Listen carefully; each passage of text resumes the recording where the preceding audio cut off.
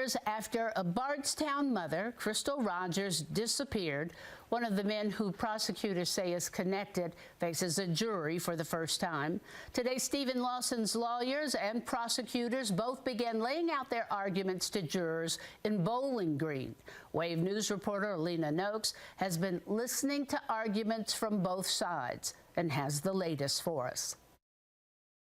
There were a few big moments coming out of day one of this trial, including just how quickly a jury was seated, admissions made by the defense in their opening statements, and testimony from Sherry Ballard. Let's start there. Sherry Ballard gave emotional testimony from the moment she took the stand, recalling the panic she felt when they were unable to reach Crystal that 4th of July weekend in 2015. Crystal was last seen alive on July 3rd. A tip came into her family on July 5th that her car had been found on the side of the Bluegrass Parkway. Tires slashed, keys, purse, and cell phone still inside. Crystal was not there, and she has never been found.